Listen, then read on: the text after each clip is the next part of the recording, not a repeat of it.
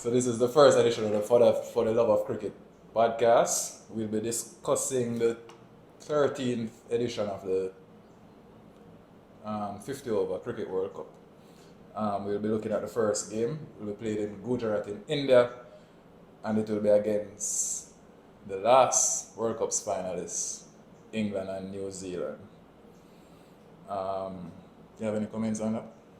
I'm looking forward to this matchup. I think it will be one of the more closely contested games in the tournament. Two quality teams, England being the defending champions, and New Zealand, a team that always seems to turn up at world events.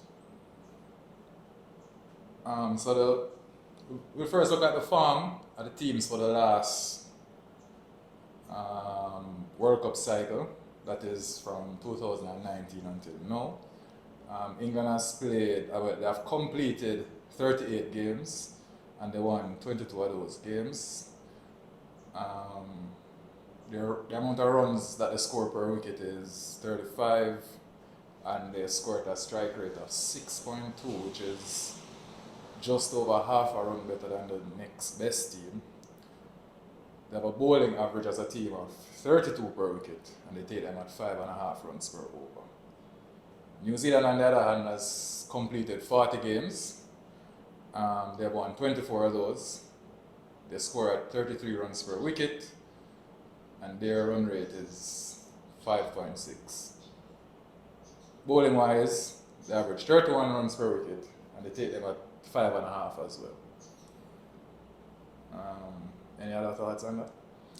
I think looking at the matchup coming into this game, when you look at the two teams, England will be more touted. They're the team that you would say that comes in with a bit more star power, but the strength of New Zealand's cricket has always been its balance and its strength as a unit. Coming into this tournament, Kane Williamson has been a bit injury prone for the last season or two. He hasn't played a lot. He doesn't have a lot of cricket under his belt, and he is generally a key player for them. He's their most established player, probably their most decorated player through history. And coming into a tournament like this, you would really want him to be firing on all cylinders. He has played 2 warm-up games. He has scored about 90 runs in the 2 warm-up games, and he's been showing a bit of form. But outside of that, New Zealand would really want somebody like him to really be firing and be at his best going into the tournament. Speaking of Kane, I actually don't think that he'll be playing in the first couple of games of this tournament. He has a knee injury carrying from the last IPL. So he hasn't played since about March, April this year. He has only got the 2 warm-up games, and as I said, he has 2 scores. He's definitely doubtful to play, and they have actually said that he'll be missing the game. Him as well as Tim Southey.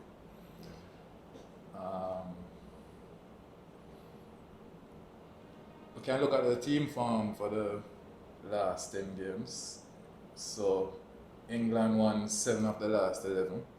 That includes the second 11 game that they basically played against Ireland.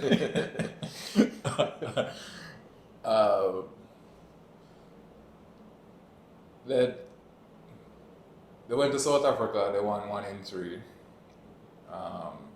They won 2 out of 3 in Bangladesh. And they recently played a series against the same team that they'll be playing tomorrow, which is New Zealand, where they won 3 out of 4. None of those games were closely contested. One by 40, one by over 100, one by 8 wickets, and New Zealand won a game by 5 wickets.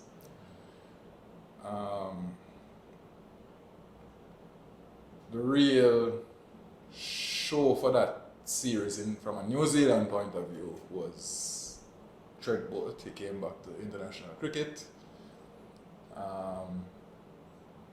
He's been bowling at pace and has that in-swinger to the right hand that's going. And Joe Root actually struggled against that. He got him out twice, beating him on the inside edge, bowling him once, and getting him out LBW on the other occasion. Any thoughts on Joe Root? Joe Root, most established English batsman, very important player for the English team. I believe that he is the sort of player that will provide a lot of balance for them. A lot has been made of Brendan McCullum coming on as coach, a lot of talk about baseball, the aggression of the batsmen, the stroke play, but Joe Root for me is the player who is capable of holding the innings together, rotating strike. He can score at will without necessarily looking to go over the ropes aggressively, and that I believe will be key, especially somewhere in India, in Asia. Turning pitches, and when you look at his record in the subcontinent, it's very good. He's probably the best player of spin in their squad, so he will be a very, very important player for them throughout the tournament. Speaking of Joe Root, his form going into this tournament hasn't been so good. Since the last cycle, he has had 16 innings, averages just over 27. Yeah, he hasn't played a lot of 50 over cricket, to be honest. He hasn't played a lot of Just 50 over cricket. with just the 2 half centuries. He was their by far their best batsman in the last tournament. Averaged over 61, scored 2 centuries and 2 half centuries in the last tournament. And it almost felt as if he went under the radar at that World Cup, even though he was that outstanding. But that was because, as I said, he's the glue of the team, and he basically holds the middle order together. Well, up The top half of the batting. the top half of the batting together. So he scored consistently throughout the tournament, but as you know, we had cameos coming through the tournament. People scoring big runs. Ben Stokes, for example, in the finals, where Joe Root missed out, got only 7 from 40 balls, but that was a bit. No, he was due a failure, and I guess that was it. Let's look at New Zealand's form. Well, they have won 4 of their last 11 games. They played 5 games in Pakistan, won only 1. Won 1 as well in England, as I said earlier. And they won 2 against Bangladesh, in Bangladesh, which might be seen as some positive, beating an Asian team at home in Asian conditions. So, the last time they were in India, though, in January, they were swept 3-0. So, I don't know. Yeah, I think to add to that? It's always going to be a challenge for teams going into the subcontinent and surviving the spinning conditions there. It's generally very challenging for them. New Zealand will have to depend on the strength of the unit, as I mentioned before. I think Daryl Mitchell will be a key player for them in this World Cup. He seems to be one of the better players of spin that they have in the squad, along with Tom Latham. He's a very good sweeper of the ball. He plays all the sweeps. I think there will be 2 very important players. I believe that someone like Mitch Santner, who has a lot of experience playing in the IPL, he'll be very important in this tournament. I don't think he gives himself enough credit for his ability with the bat, and I believe that he is a very canny bowler. He's smart. He knows how to work his angles, variations of pace, and he'll be a key player for them here. I think going into the matchup against England, Trent Boult will be the leader of the attack. Naturally, they will need to get early inroads, especially against an England batting team that will look to go out guns blazing against them. So when you look at that matchup, Trent Boult and how he starts against England will be very important. Just a thought. You think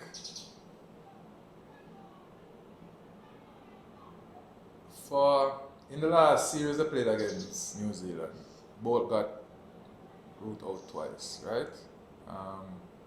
And it was on two occasions where early wickets fell.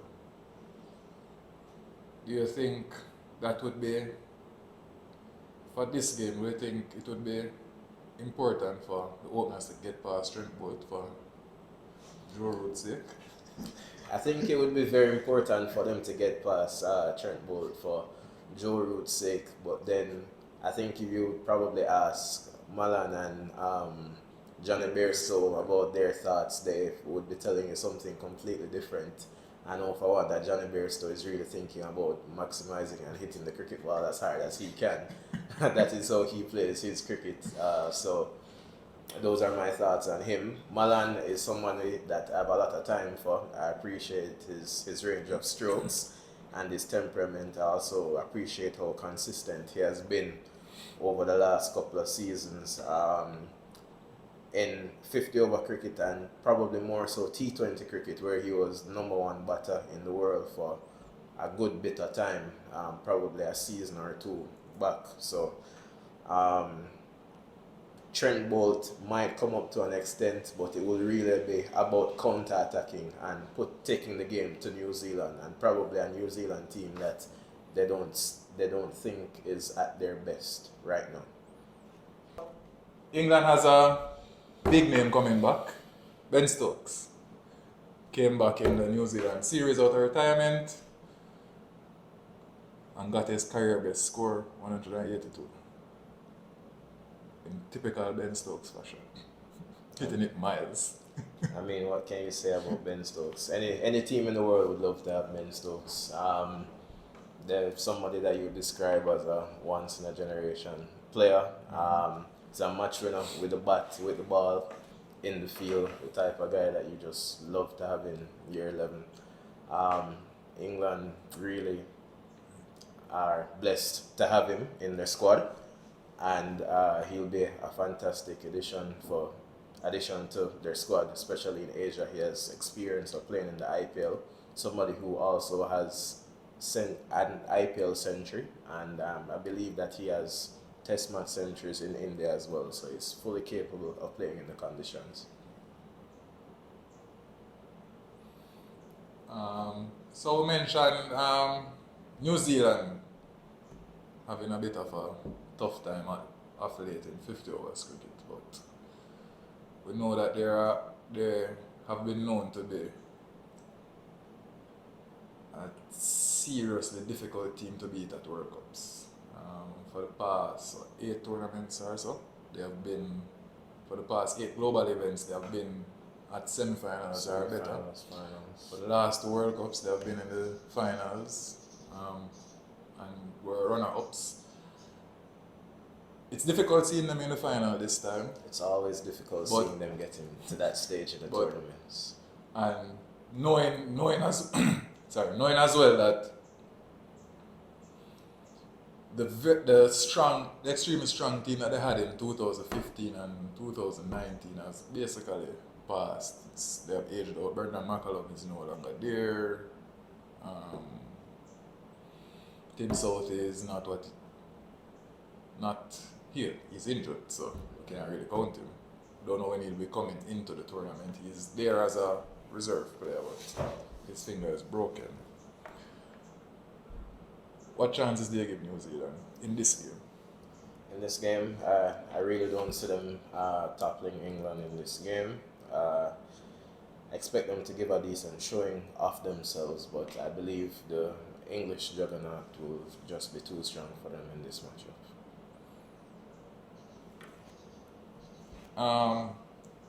So where do you see England winning this game, batting or bowling? I believe that England will outbat them in this game. I believe that England will post a score around about 300, somewhere there. I believe probably 290, 300 will be a decent score, and I see New Zealand probably getting toppled for 210, 220. Do you really think the English bowling attack is that strong? Adil Rashid has been struggling. Ben Stokes doesn't bowl again. Mark Wood is fast, but he goes for runs. Um, Sam Curran is there and there about. Restart play. This is his first. Well, no. He played in the T20 World Cup before the last one. The last one he was injured. Do you think the bowling attack is that strong? They have Chris Wokes, their best one-day bowler. He struggles outside of England. Which is true. So, It's not the strongest bowling lineup, I would say. I don't think it's as strong as the lineup that they had for the last World Cup. But I believe tournament know-how and the confidence that they're coming into the tournament with, I believe that will be enough to get them over the line in this game. Especially against a New Zealand team that's slightly inexperienced and not as strong as it generally is. so you have a probable 11 for New Zealand? Probably 11 difficult. We know that Southey will be out. Southey will be out. Williams will be out. New Zealand probably 11. Mm. So we have William, Conway, Daryl Mitchell, Important Phillips, player. Ben Phillips as well. Latham, Measham, Santner, Sodi, Henry, Ferguson, and both. Well, you raised a question about the English bowling attack being a bit inexperienced or not looking as strong as it was previously, but I also believe that New Zealand batting 11 is a bit light with Isoli at 8. I would say, yeah. I would say he's about. Yeah, he's at 8 because definitely Martin and Ferguson and both will be after him. Yeah, that's not a great. That batting is a bit thin, especially when you have when you leave Kane Williams out of that team too.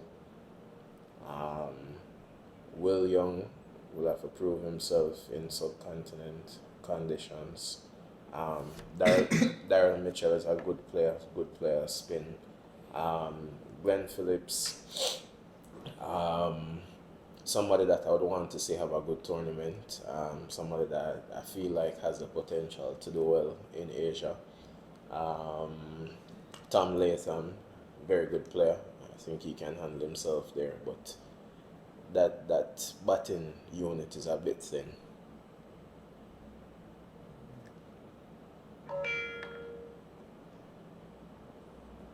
So what do you think gets left out of England's team?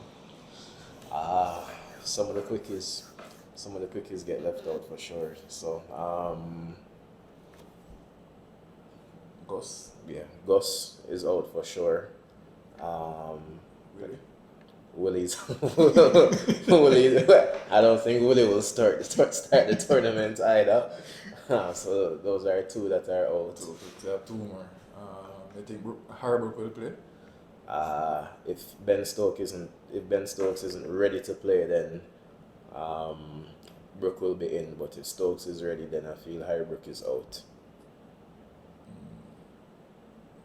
Who else would you be leaving out?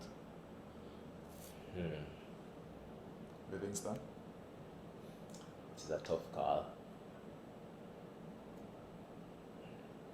I'd like to play with Livingston, but then when you think of, you have the likes of Rashid that can bowl the leg spin for you. I think the real toss up is between Harbrook and Ben Stokes. Ben Stokes is carrying a niggle in his hip, and Moeen and Livingston. It's definitely Moeen for me. Moeen has to play. Moeen has to play for me. I have a bit of a bias there, but Moeen has to play. Especially seeing how he was striking the ball a couple of days ago, Moeen has to play. But Livingston is always striking it nice. He's a highlight reel. The walking highlight reel. The thing with Livingston though, he challenges both edges. Both left and right-handed. And I believe that Moeen So you're picking Moeen for his batting ability. Yes. And you think Murray is a better player than Livingston I as a do. batsman? I do. I see. Alright. So what do you think the matchups, in terms of strategy, the matchups for either teams will be like? So New Zealand will probably have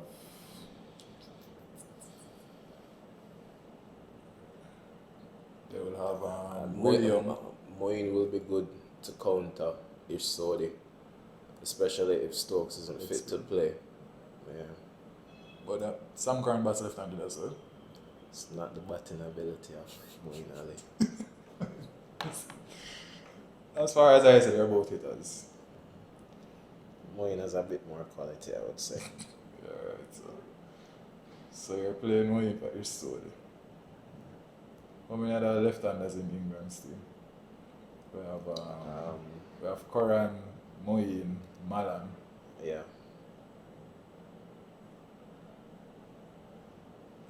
And then they have 3 left-handers to counter Santon as well. The farm spin.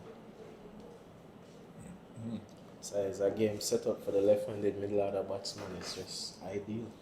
It's ideal for the How left-handed many middle order left-handers in batsman. New Zealand team? They have Conway, Latham, Latham. James Neesham. Yes, Nation. Who is that left-handed? So Santon is a right-handed or left-handed as well. Santner is left-handed.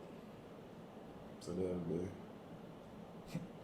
due for Rashid Bose a lot of Googles, isn't it? So. And Moeen, the off breaks going away. Fits right in. Moeen has to be the man for me for this game. Oh, Ben Stokes is left-handed as well.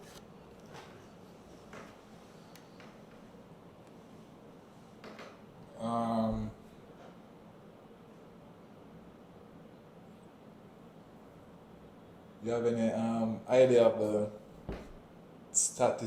recent statistics on the ground in terms of trends, anything like that? There were 3 ODIs played on the ground last year.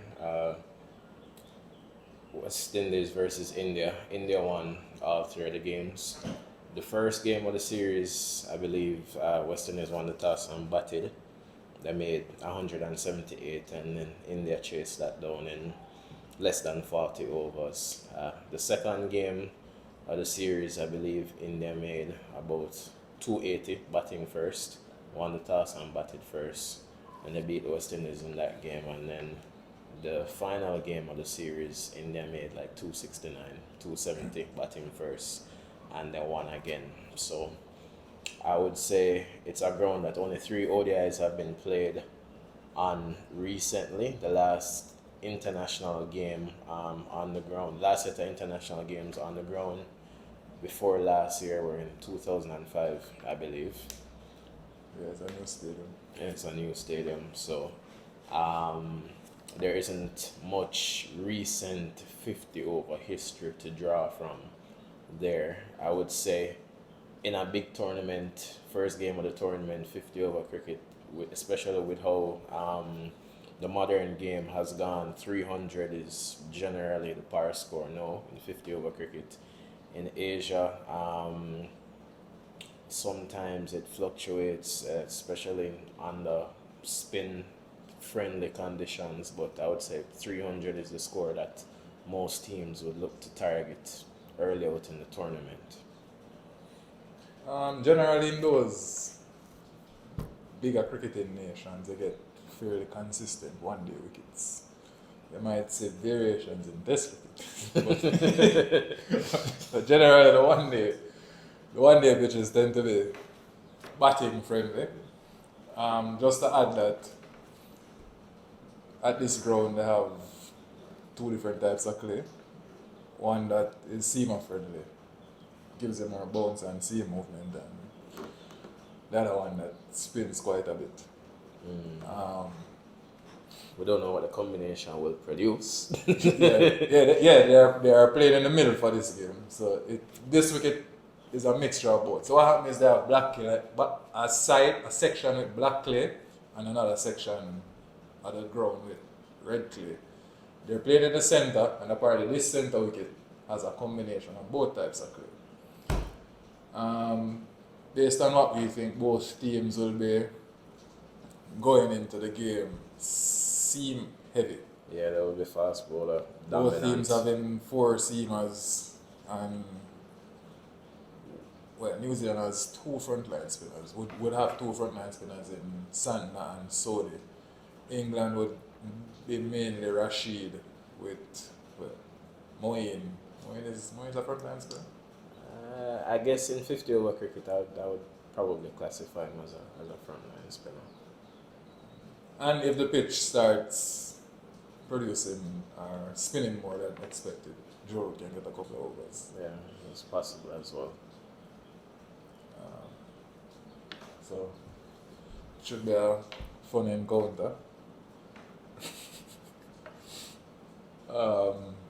Any players that you think would sneak under the radar for either team? Looking at the two teams, I would say Moeen Ali is somebody that would probably sneak under the radar for England.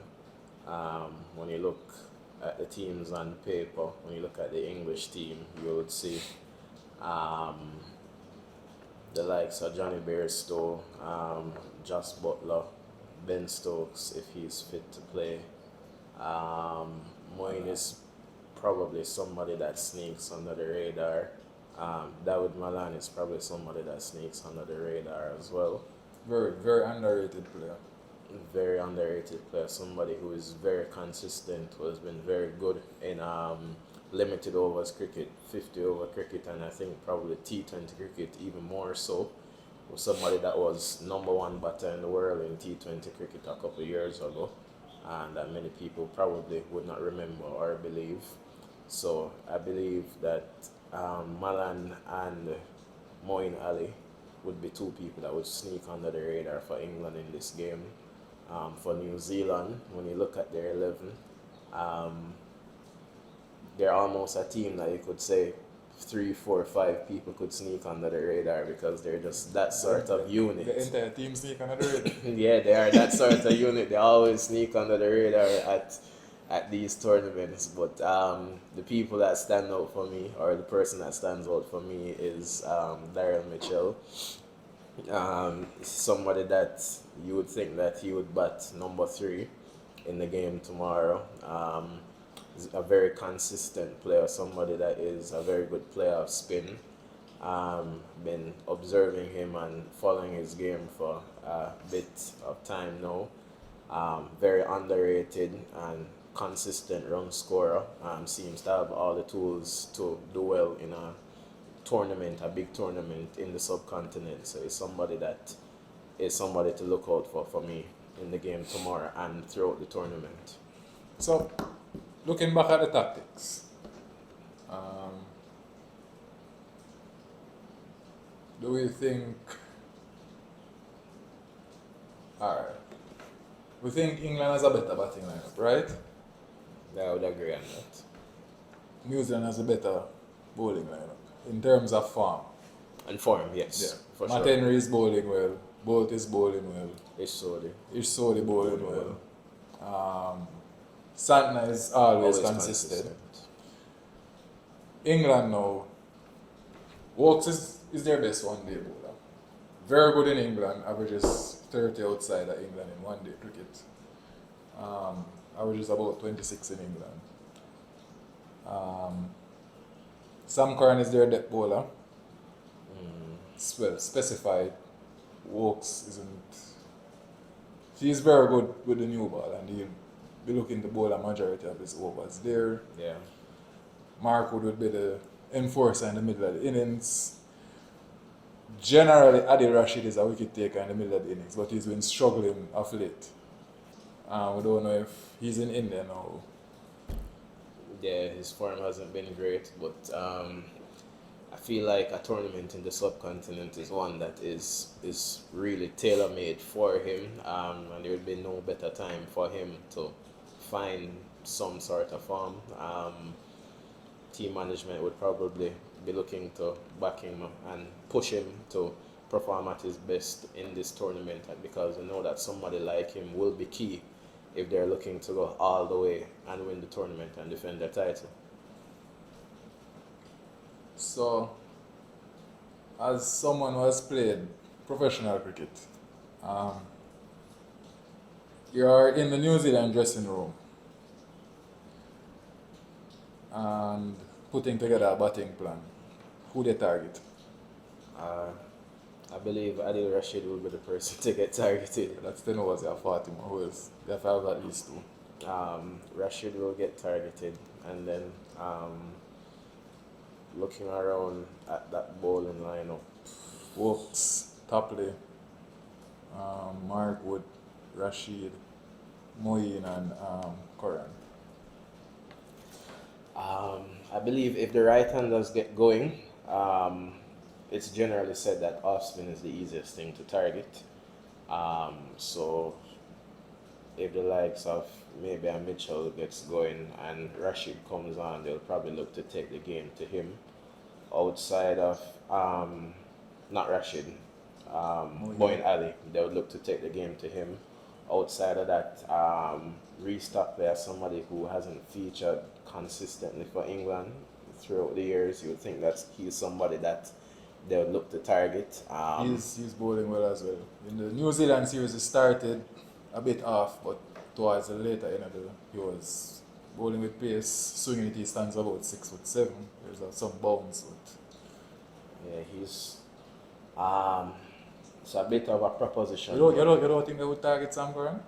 Yeah, Sam Curran at his pace would definitely be somebody to target there, especially if he has to bowl key overs, which he will. At the death, he's somebody to target. But generally, you look to go at the people out of form and the least experienced people. Alright, so you're now in the England dressing room. New Zealand bowling lineup, who they target?